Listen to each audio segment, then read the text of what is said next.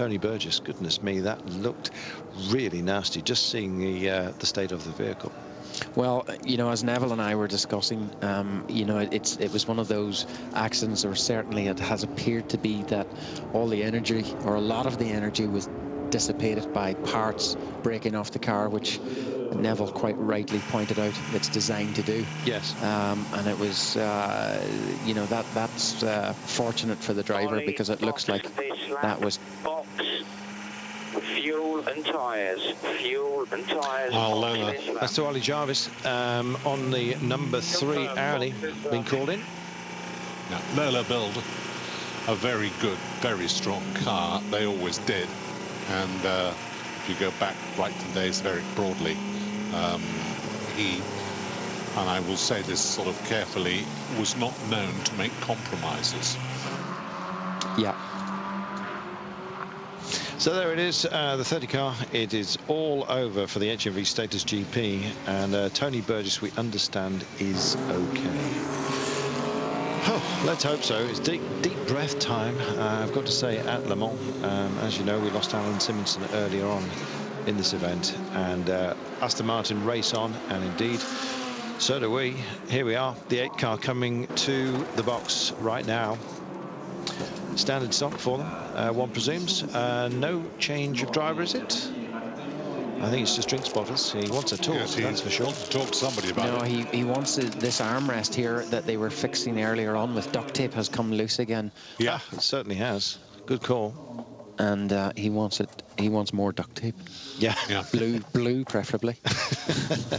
Yes, not being sartorially aware, but yes, he just needs to feel comfortable in the vehicle, and little things like that count for an awful lot in terms of concentration, don't they? Well, absolutely, because if that came loose, well, you move your arm and you bang your elbow, and you might think that might hurt, but it does. I think it looks like it actually looks like I don't know if it's an elbow or head protecting, or yes, what it is there. It might go green this time. It might go green, we're not sure. Just keep your brake temperatures up. We are going green in just a few moments' time by the looks of things. Well, it is suggested. But the danger is if one of those parts comes loose within the car, then it's like a stone in a washing machine. There we are. We're hearing that the safety car may well be called off in just a few moments' time. I'm failing to see what we're actually looking at here. That is the 30 Lola Coupe. That is the Lola Coupe. Yes, and thank goodness that Tony Burgess got out of there okay. There is a safety cell. You see that. It's the sort of remaining solid part after the vehicle has taken several hits. It looked extraordinarily dramatic. We're going to take a short commercial break, and then we will be back for the restart here. Can you believe it? We're not even at the halfway mark of this year's Le Mans, the 90th running of the great race. They're holding them up, waiting for the safety cars to come round. Still illuminated, I've got to say, but I expect, and the teams expect, that we'll be racing again fairly shortly. We'll keep an eye on it just in case we get the restart while we're on the break. Just for the time being, 12 hours and 26 minutes and more remaining of this year's Le Mans. So they're releasing them to behind the safety car, which is still on course, all 3 of them. We will take that break and we'll be back in just a few moments' time. Stay with us.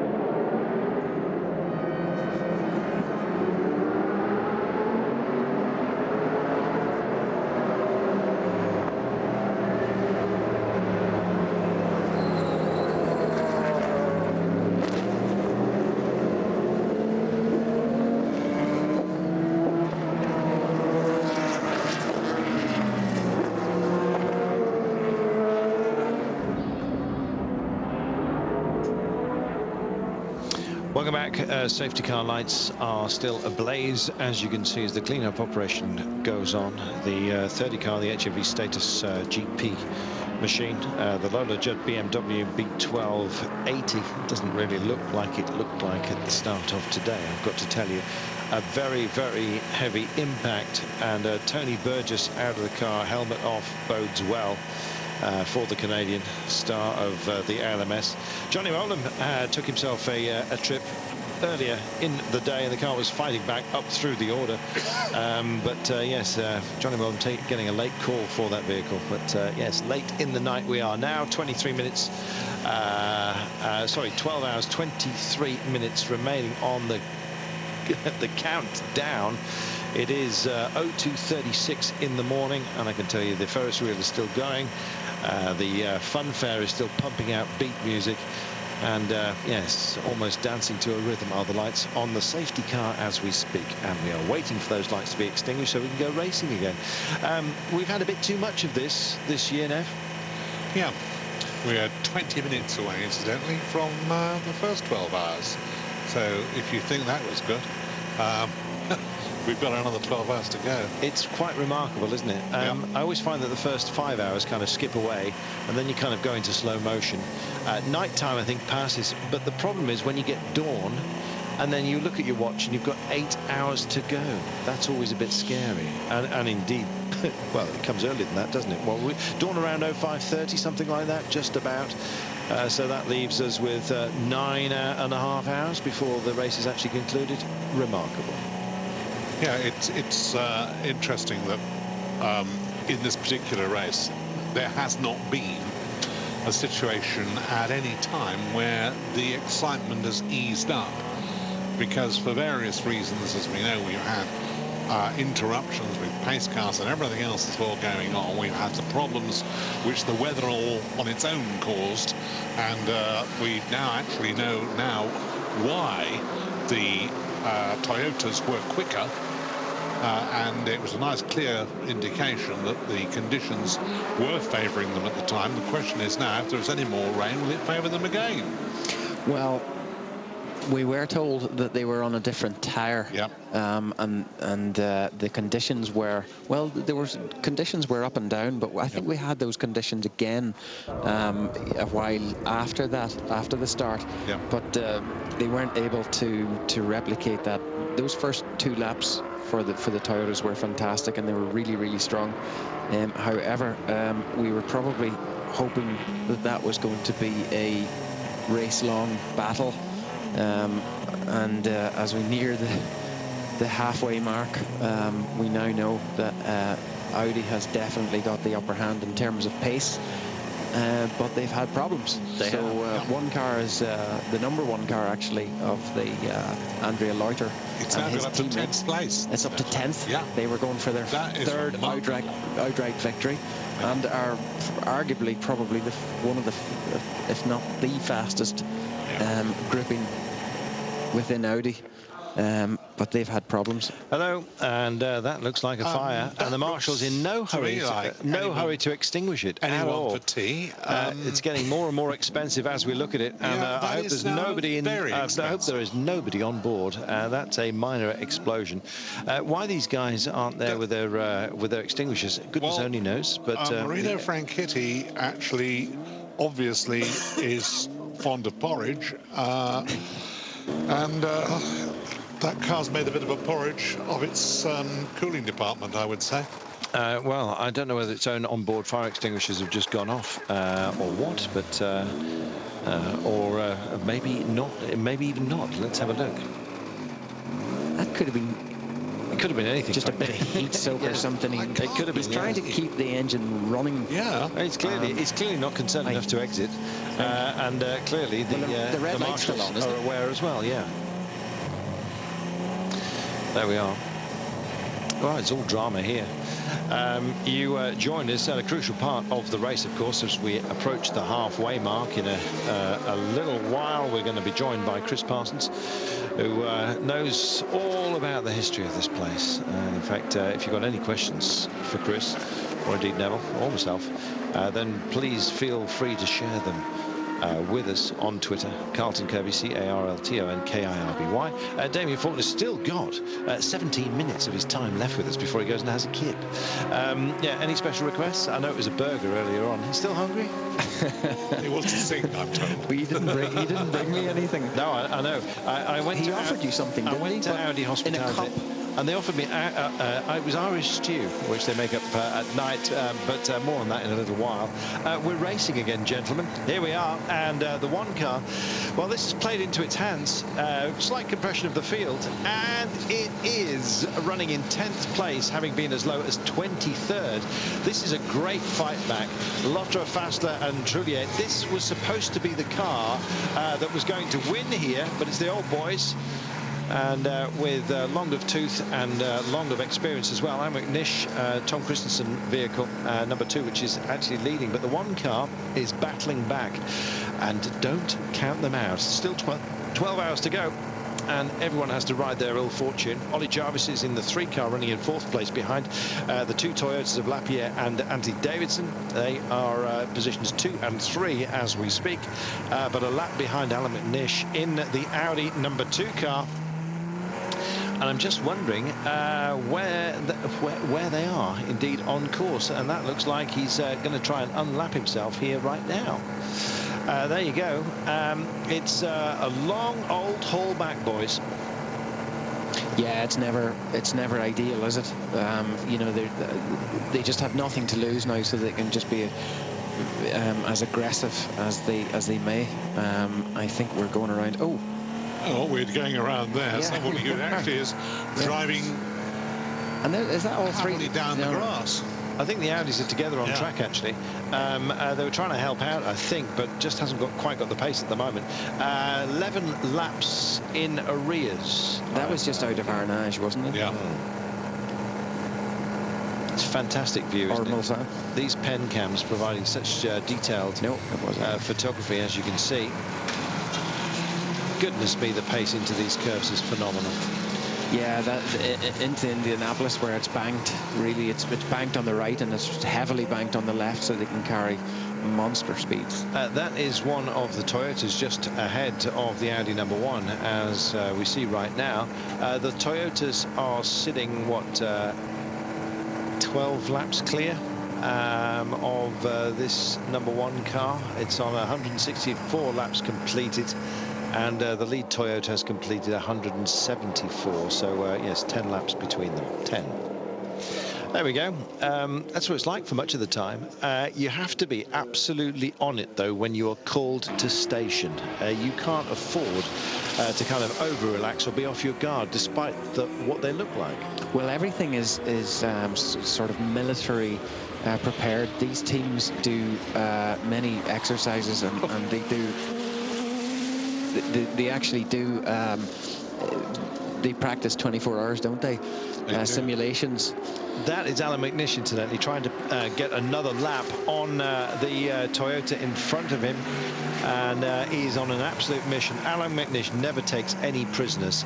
This is on board with the 1 car of Lotterer. I think we're looking at McNish, who is chasing the Toyota.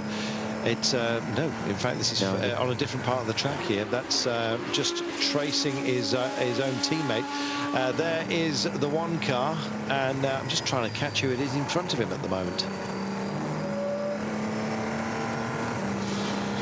Yeah, Andre Lodger has just passed the Toyota, as we saw there coming into Porsche curves, and he's just about to pull the move on. Oh, we didn't even see who that was. I've got a feeling that is the 3 Audi of Ollie Jarvis, who's letting him go because he's on an absolute flyer making up ground. He's trying to get his lap back, isn't he? Yeah, exactly. But he's got a long way to go. Goodness me, look at this. That's a fantastic camera angle. It really is. It's like trains going by here. In fact, if you could get close enough, you'd feel the body shock that these guys, they produce a huge sound wave. Let's have a look.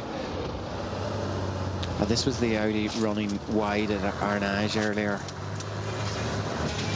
And then the Audi goes past, and I think the Toyota also. Yeah. Yeah. Yes, we saw that. We weren't sure who it was that had run wide. But, that was Lodger. he's gathered that back together again, and all is well. And the Audi's got a unique, because it's diesel and it's low revving, it's very, very, very, very silent. Yeah. So if you hear it going by at speed, it's like a low-flying plane without the jet engine. Ollie Jarvis, incidentally, is 2 laps, is a solitary lap, I should say, down on the 2 Toyotas who are on the same lap, 175. A lap further ahead is Alan McNish as we speak. And this is Ollie Jarvis attempting to unlap himself as regards these Toyotas. And he's up the inside of the 7 car. Oh, goodness me.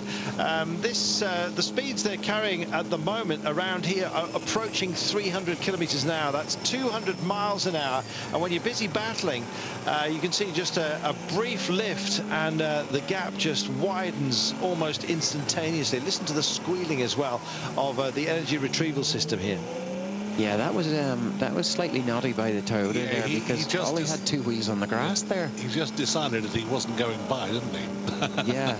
Yeah. This is where the Audi is really, really strong, but of course it's one of these energy release zones, isn't it? Here we go. Hits the 120 kilometers an hour barrier and goes by, and then you hear the squeal as it retrieves more energy into the curves, back up to speed, and then will deliver the boost as is required.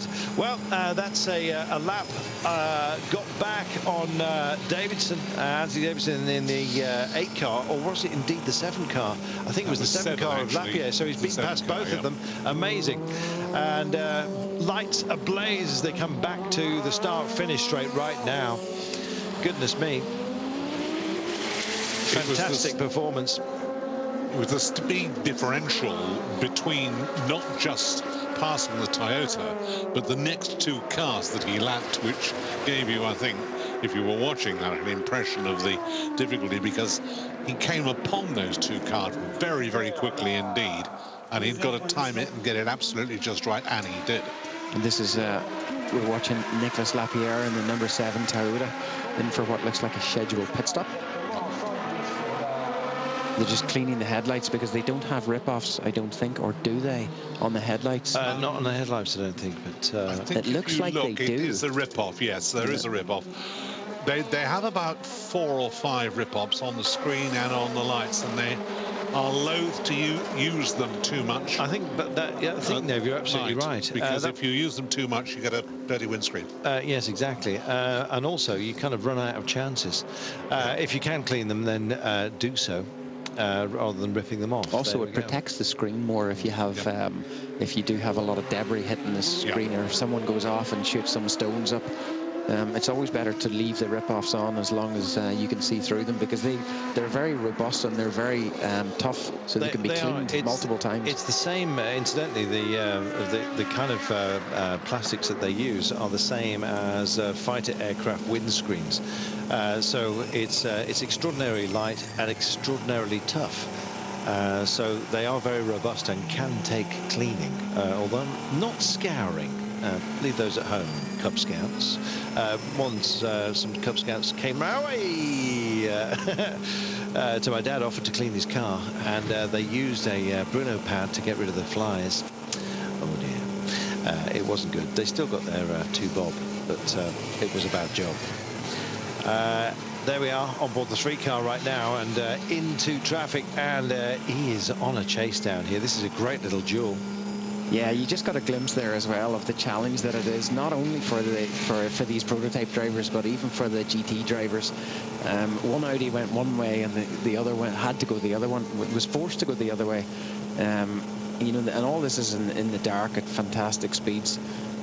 You just see the closing speeds. It really, really is a challenge, and it's a mental challenge. He's gone down around the outside there at Indianapolis. That's brave. It's a lovely corner in Indianapolis. A lot of drivers say it's actually a pleasure to take because it's so high speed due to its banking. And you really get an impression of it at night, to be honest. These onboard shots, of which are making up most of our production through the night, due to the fact that the trackside cameras have been shut down for the evening, save for on pit row. So I know an awful lot of you love this onboard view. So should we? Oh, I was just about to say, should we have another listen to that energy retrieval system squealing away? But as we do, we almost cut back. That looks like it's not Peter Dunbrack, is it? certainly one of the Aston drivers, and I think it is. It looks like Peter Yeah, I think Dumbrack. it's Peter Dumbrack. Yeah. There we are. Peter's plied his trade all over the world. I remember he used to fly in and out of Japan on a regular basis and just sleep, presumably in business class, in and out every week. And yeah, I said to him, why don't you just buy a place in Japan? No, that's Stefan Mook. There you go. I wasn't absolutely certain. He has a similar nose to Peter Dumbrack. Do you know I know what? that's what you were looking That is absolutely right. But he didn't quite look as steely-eyed, I've got to say, which was my worry. Yeah. Peter Dumbrack has a killer stare. He really does, and He does. it very much looks like an assassin. Speaks well of you. Bushy-tailed. Listen, I love Peter Dumbrack. I think he's a fantastic driver, but he won't mind me saying that he does look like a predator. There we are. He may not even be listening, so we could say what we want. And hope no one tells him. No. Nah, he's a great lad, phenomenal driver, and fantastic pedigree. I've known Peter since I raced in Formula Vauxhall Junior with Martin Donnelly when he raced in the senior team. Gosh, Mark, He'll tell him. I'll tell you something else. Chris Parsons won't tell him. Yes, Peter Dumbrack famously was the man who got airborne with Mercedes when they came back after a huge hiatus. Was it 50 years? In 2003, they decided to come back after the 1953 disaster. And unfortunately... I think that was 99. disaster. No, okay. Well, yeah. they decided... yes, I think you're absolutely right. It was 99. Because Mark Webber Range flipped failure. twice. Yes. And then had the mother of all crashes. I know, I was lucky enough to actually fall between felled trees, recently cleared, because he would have been straight into Les Arbres. And as it was, despite all the pirouettes, landed perfectly on the base of the car. And although badly shaken... And bruised. Yes, and bruised, was, he suffered no serious injury. And it was, well, quite frankly, a miracle. And No broken bones. I recall, no broken bones at all. Quite remarkable. And so Mercedes decided it was time to shut up shop. They've been here once, terrible disaster, as you well know, in the 1950s.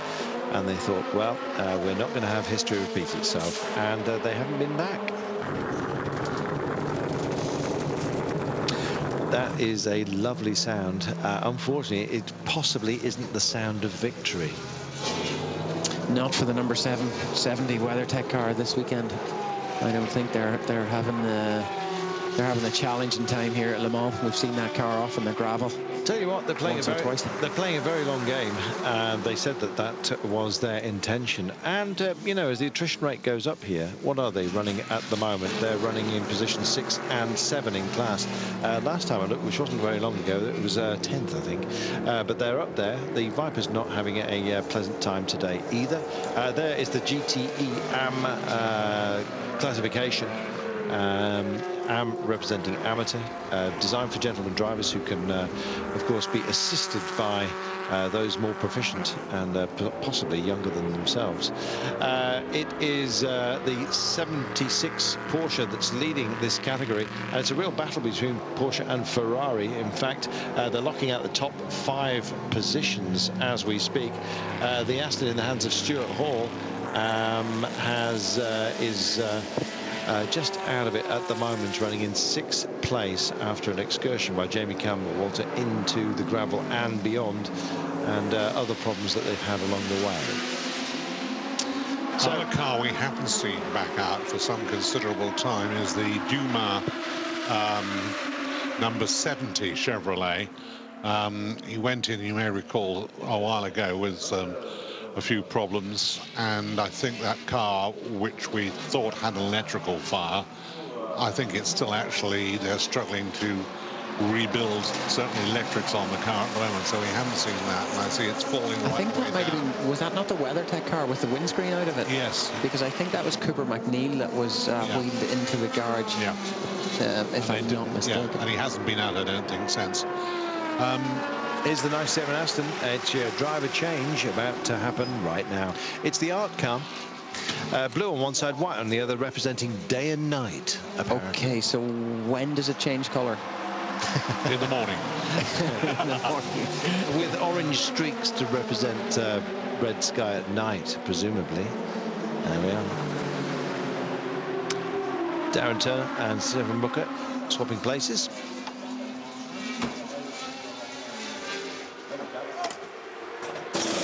There we are, tidily done. 7th time at Le Mans, as you see. Do you know what? It looks absolutely spectacular, suspended such as that. I love the Sharks vents, cooling vents around the side exhaust there. Absolutely lovely. Good-looking vehicle, no doubt about it. Just starting to think that the Astons, and forgive me for this, but I know it's not de rigueur to say so, just a bit long in the tooth.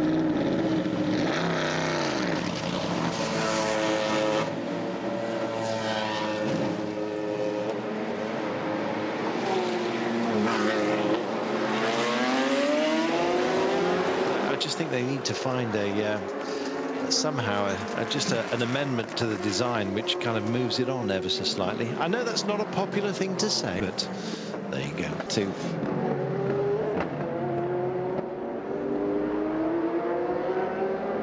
answer everybody's questions, but they're coming in thick and heavy here.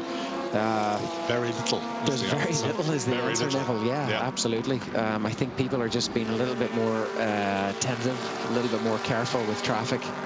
But if they do get a free lap, then it's mightily fast. So there's very, very little, and the lights are such not on the track, I might add, but on the vehicles themselves. Yeah, Lotter is just on 325. 49 cars. There you go. 49 car just exiting seconds. right now. 49 running 6th in class at the moment, 7th in fact. The Morgan of in the hands of Plowman at the moment. 35 car is running 8th overall, ahead of the Audi of Lotterer, which had that huge 50-minute break.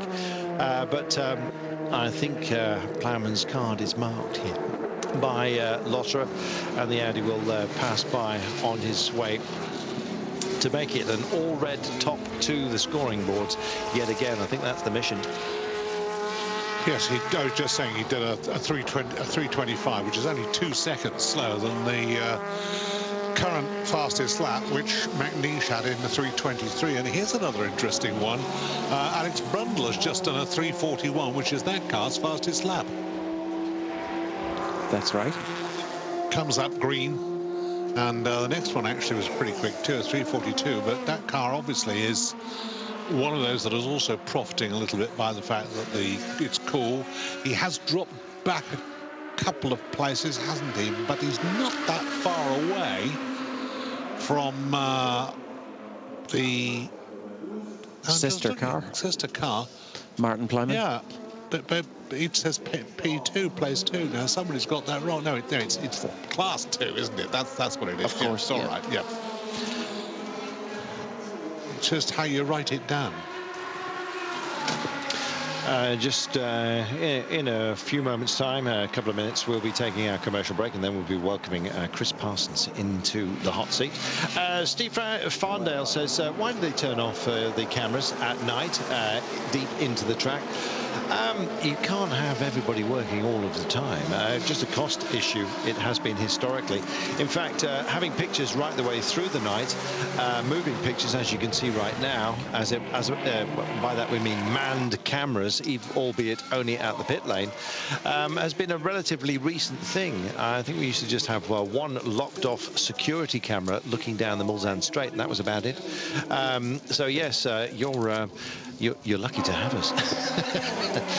Or maybe not. Now there is a proper Le Mans fan. Look at that. In his dressing gown, slippers on. There we are. Cup of tea, wine. Yes, absolutely. You have to be dedicated to sit up all night and watch it, but you know what they are.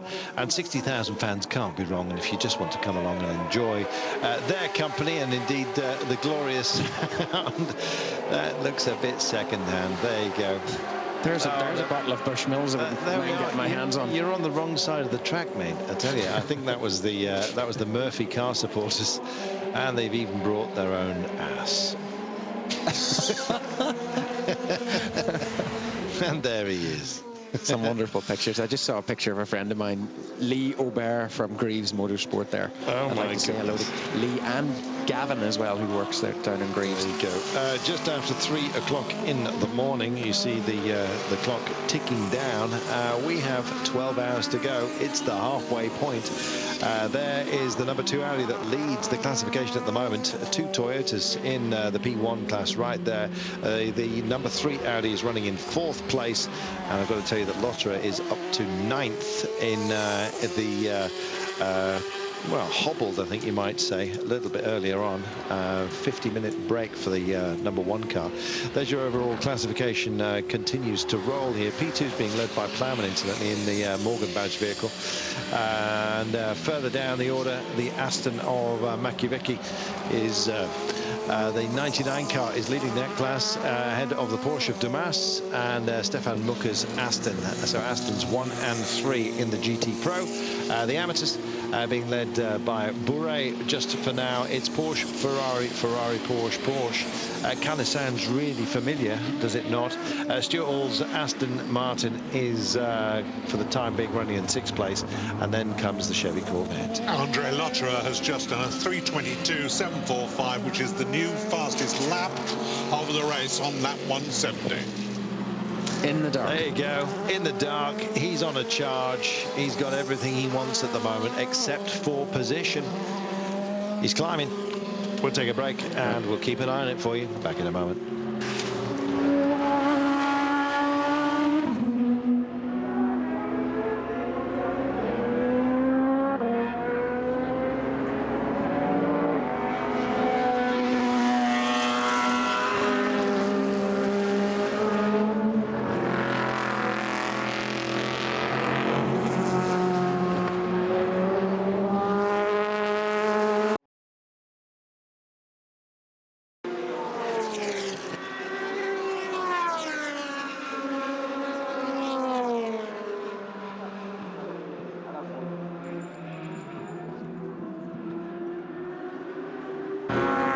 We have a car in the barrier. The 54 car has taken a trip. Movement inside the vehicle, and none too serious by the looks of things, but the car is at a halt and in the gravel, unfortunately, so not looking too happy. Well, excuse me, there'll be plenty more incidents as we head through the night. We bid a fond farewell to Damien Faulkner, who's been genius. We'll see him again in the morning. He's going to go and get some beauty sleep, and he needs plenty of it. He's a good-looking man. Lotterer then, absolutely nailing a 3:22.7. That is quite remarkable. It's 7:46, and it is the fastest lap that we've had in this 90th running of Le Mans. And it shows, Chris Parsons, that if you are focused, if you are determined, and apart from anything else, if you are quite angry, you can make it count. And right at the end of his fuel run, he'll be stopping fairly shortly, so it was light, but take nothing away from that time. Absolutely remarkable. Yes, it's so often that they do set the fast times in the night. But the air is cool, and it's therefore more dense, and the cars can they put out slightly more power, and there aren't the distractions around, and they can really go for it. Qualifying is often quicker at night than during the light. So it's amazing, isn't it, as well? Operating temperatures of the tyres almost near perfect here. I've got to say that despite all the weather warnings and the wet that we had at the top of today, as we are now less than 12 hours to go, but only just 5 minutes less than 12 hours, I might add. It is dry and it is pleasant. Safety car is out because of the stricken 54 car. All 3 safety cars, lights illuminated. It has to be retrieved, and at night it poses more of a danger than perhaps a long sight during the day would have offered up. And so the lights are on, and once again we have a safety car now. Yeah, this is a repetitive process, I'm afraid, and rightly too. The problem is that if you've got debris on the track and you've got marshals, particularly in the dark, you can't afford to take chances. I don't think it will take long to move that car. And having moved it, then I don't think there's a great deal else that has to be done. But in the meantime, particularly since it's facing in the opposite direction to travel, I think manageable speed. It's really got to be brought down to a position where you can move the car without putting anybody else into trouble. Yeah, but the safety car rules at Le Mans are always complicated, more complicated than they are at most other circuits because of the length of the circuit and the time it takes, and people lose out because you get behind the wrong safety car train, or you get split by a safety car, and people are always moaning about it, but anyway, we're under safety car, and Howie blanks out, and he's okay, which is the important thing. The car doesn't look too badly damaged, but once he's actually got out and gone behind the barriers, that's it. So we won't be seeing any more of the 54 car, unfortunately. So one Ferrari down, but plenty more still playing the game with Porsche, it seems. Two cars come in. Alan McNish stays on board. He's more than happy. And yes, if that headlight does not illuminate correctly, then he'll be coming back in for a pod change. We'll see. I'm not quite sure what the issue is. No, it's definitely got a minor problem, hasn't it? Because it flashes and then it's off. Race director saying taking this safety car opportunity to get rid of some of the excess gravel that is on the track. That car should not be allowed to go if that light is not illuminated. If they do flag it away here, I think there might be a price to pay. We'll see. Yes, the organisers have been orange and black flagging cars that have not got lights. That car does seem to have a second light, although I don't know. Maybe not. Well, we'll have a look when we get a front view. I believe at least it's intermittent. I've got one of those at the moment. A burner, I believe they call it. There we are. I suppose the only thing you could do really would be to take the middle or the two pace cars out and let the field close up before you take the first pace car out. That's the only thing you could do, which could alter things around a little. How many staff typically work through the night, says Niall Hollyoak? Don't know what you mean, whether you're actually talking, Niall, about the pit crews, etc., or are you talking television? If it's TV, then I can tell you the Germans are tucked up in bed. The Poles are asleep. But the Brits, we're still here. We're going. I think what they're referring to is primarily the circuit is marshaled, and it's marshaled at the same level of marshalling. It has to throughout the 24 hours. It has to be. Yes. And I think there are relief marshals. These guys don't. They're not supposed to do 24 hours. Having had the experience of knowing a few marshals over the years, they do the 24 hours because you can't stop them. But I would have to explain to all of you folks that there would not be any motor racing without marshals, and that many, many drivers have very, very good reason to be very grateful to the marshals on so many occasions for the time that they give. There's a perfect look at your long tail, incidentally. Yeah. An extra 5.5 inches. Yeah, waiting in the queue. I spent quite a few years marshalling, and it's a very rewarding thing. In fact, my son is now, he lives in Singapore, and he is training as a marshal for the Singapore Grand Prix. Fabulous. And they actually have a school out there for marshals. I understand we have over 300 here at the track. Yep. Quite a lot of the guys come out from UK. And they basically, you know, they treated the whole thing sort of as a job, very professionally. Absolutely. Although everybody else says, "Oh, he's on holiday." No, believe you me, this is no busman's holiday. Proper training. Don't forget that nearly all the marshals attend training courses. Yes. And they are. Really, they know what they're about, and if you've seen some of these guys wielding yellow flags for not 2 minutes, 20 minutes at a time, they have my admiration. I always feel sorry for the blue flag man who's telling especially at Le Mans. It can never be right. Exactly, can never be right. I think it's the last flag you pick if you get a choice, to be honest. And believe me, you're going to never stop waving it at the beginning because of the intermingling of classes, also close together at the start of this great race. I've been reminded, incidentally, and a quick apology. I think I've referred to this as the 90th running. It is, of course, the 90th anniversary. I do know that it is the 81st Le Mans. Thanks to Phil Pond for pointing it out.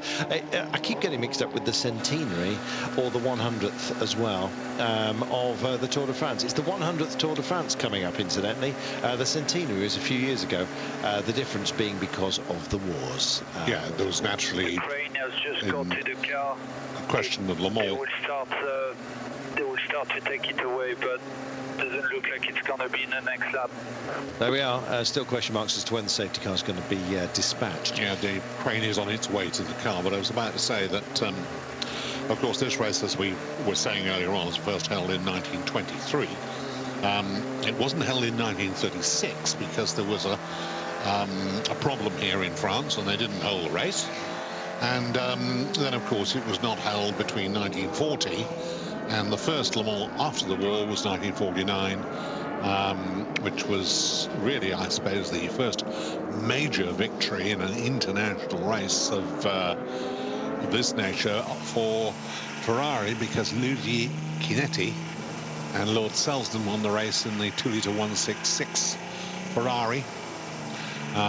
Remarkable performance on their part, and one of the things that always amused me, that's how the Fraser National Le Mans got its name. Behind you in your safety car.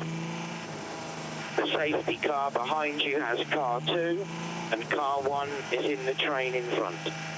There we are. It's the argument will rage on as to whether 3 safety cars is the way forward and whether you shouldn't just collect the field, collect the leader and then collect the field behind just 1 safety car. What's your view, Chris? Well, there are all sorts of developments in process that will allow the organisers to monitor the speed of cars behind the pace car, and it could well be that you won't need full pace cars for that much longer, because they'll be able to monitor the speed of the racing cars and just isolate various parts of the circuit rather than having to stop racing completely.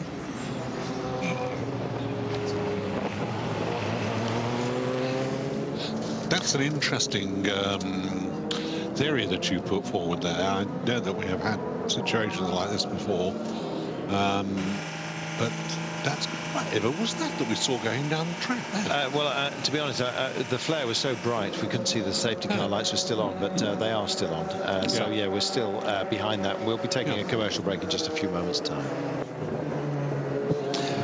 Right. Just say for our viewers, when you see the safety car lights go out, that means that safety car will pull off at the next safety car point. So at the moment, we've still got some way to go because the lights are flashing on the safety car. Yeah, but also we've been told that the clerk of the course has decided quite rightly that this is a good opportunity perhaps to do a little bit of spring cleaning and get rid of some of the bits and pieces that are out on the track. So we will be having the safety car for a few more minutes. Probably by the time it comes back we shall have better news as to whether it's disappeared again. For the moment, it's time to make some more tea.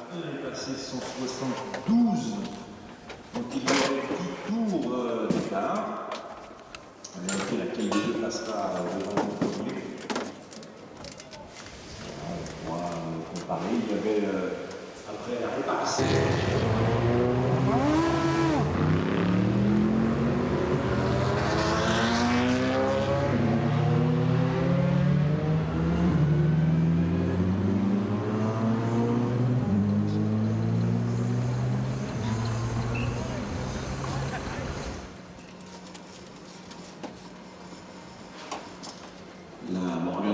S'est arrêté pour son étalement en Cloman.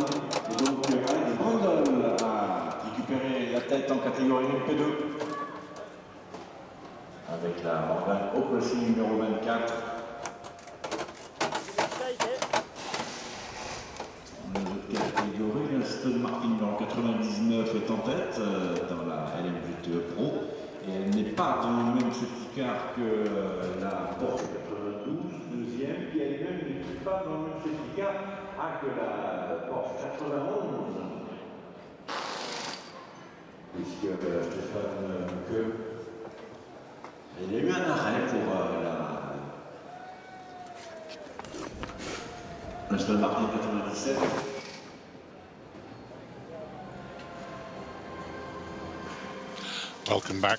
Welcome back to Le Mans. Welcome back to what has been a fascinating battle. And it really is still just as fiercely joined now as it's been from the word go between Audi and Toyota. Still in the lead, Alan McNeish, if you have just joined us for, shall we say, a night that's kept you awake. Well, Alan McNeish in leading car number 2 is just around about a lap ahead of Anthony Davidson with the first of the Toyotas, number 8, and then Lapierre with the second Toyota, number 7. Ollie Jarvis is in 4th place with number 3 Audi. And for those of you who are interested to know what happened to the third one, well, he's now up to 8th. And Lotterer, amazing performance. A 3:22.7 on lap 170, and that was about 10 minutes, quarter of an hour ago, and that's the fastest lap that we've had in this fascinating battle. A lot of people ask us why they achieve such great speeds at night. Air density is one of the reasons. The engines function an awful lot better. They don't have any kind of overheating issues, don't forget. Look at the grinding going on at the moment. They have a barrier to repair. And as you can see, the brooms around as well. Yes, engines function a lot better. It can be a percentage gain of around about 10% for some vehicles. Very much depends on how they're breathing. How they're allowed to breathe, in fact, air induction units, etc. Right now, we are in repair mode. They were talking about possibly bringing the safety car in. They keep saying lap by lap. I don't know whether it's just to keep drivers on their toes, but there's no chance until that barrier is repaired. Yes, and I think that's going to take some time to repair. Yeah, they've got some work to do there. They've got to cut out sections, probably in two layers of Armco, and reinsert, new sections. Well, it's concrete footings as well. Let's not forget, if they've actually bent the stanchions which hold those things, that can be an amendment in itself. So let's just hope. It looked like it was quite a benign area where the centre of the barrier had actually bent. Well, it might look like that, but if you look at the back of the car, you realise that it was actually more than... well, maybe the word benign was incorrect. A sweet kiss. When was the last time you used that phrase? To my wife. I should think so too. At least that's what you say on air, Neville. Good lad. There we are. That woman for 53 years, I won't hear a word against her. Yeah, that's quite right too. These boys have been busy today, and it goes on. Oh gosh, do you know what, the 2D there kind of frightened me just a little bit. This looks like gravel smoothing as well, is it? Oh, hello. No, he's changing tool. He's going to actually... That's a lifter. Lift out a section of Armco and put another one back.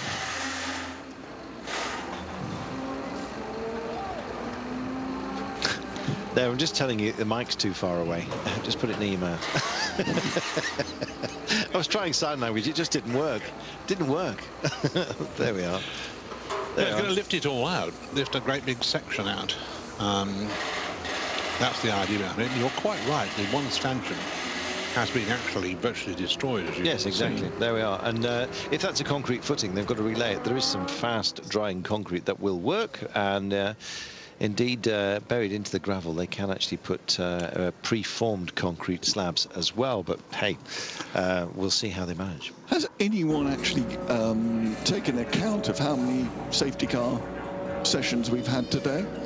In this race? In terms of minutes, I haven't got a total, to be honest. I know that the first one was over 50 minutes, so it was an awfully long time. And I'm hoping that this one doesn't last a similar kind of length. What it will allow us to do is to have a chat with some of you out there. John Galloway says he's enjoying life here. I think he's on the Eurosport Player. He says he absolutely loves this part of the race. Night time with Neville Hay and Chris Parsons. Well, you know, what could be better, frankly, apart from a bucket of roses with these two guys? I don't know what we say to that. I fancy steak and chips myself. Oh dear. Actually, what was quite interesting there, we saw a shot from the Audi. Apparently Audi have developed not only a much more advanced wiper system to cope with the curvature on the R18 screen, but also a washer system. Now, how do you get a washer system to work at over 200 miles an hour? That's something. I guess you have to pay the gentleman quite a lot to sit outside and wipe your screen. Joking aside, it has actually long been a problem with quick cars that the wipers are insufficient to keep the screen clean.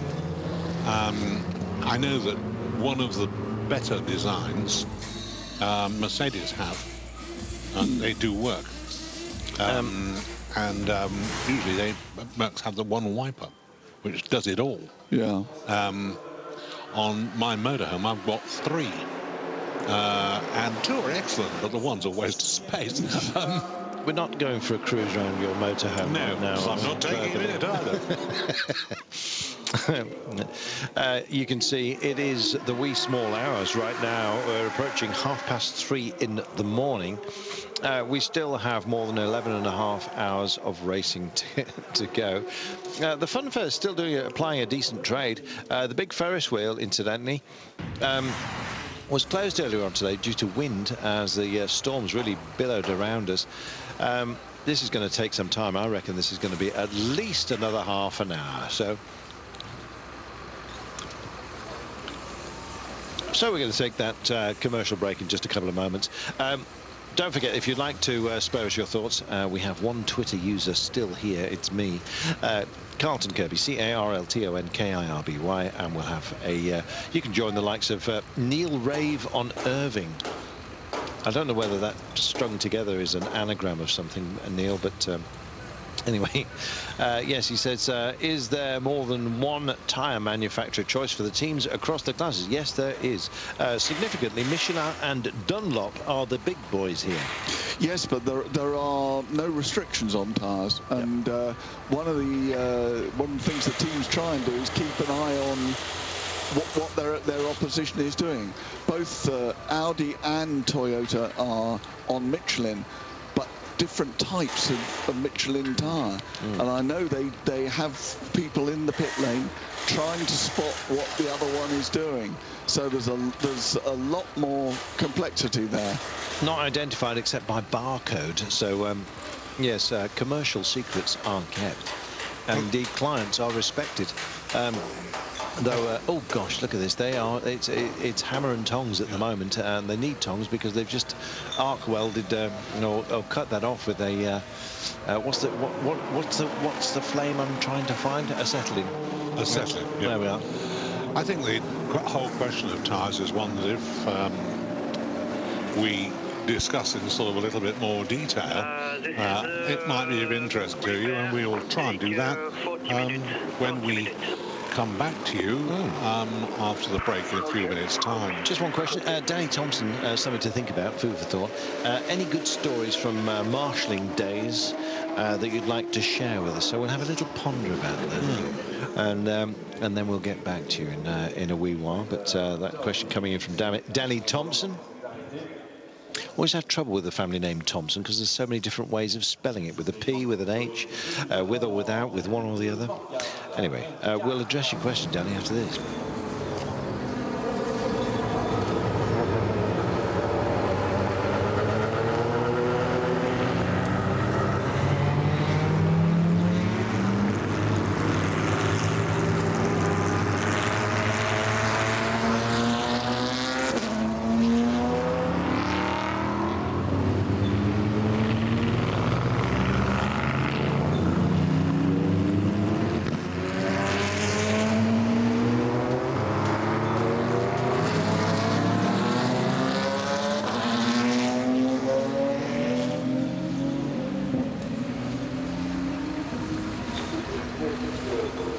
Deux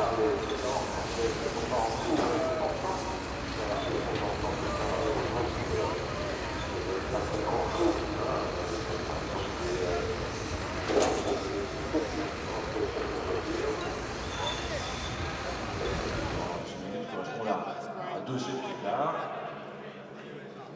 C'est justement une différence de ce genre qui apparaissait entre la voiture d'Oliver Torves et celle d'Alex Bundle devant lui.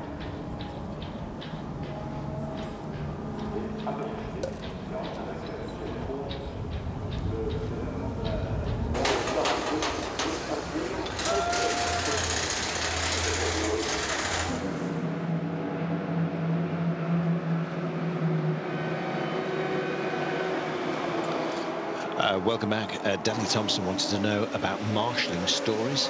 I've got two gentlemen here who've each got some treasured moments. Well, I'm going to say the one that sticks in my mind goes back to a British Grand Prix. That's a great start already.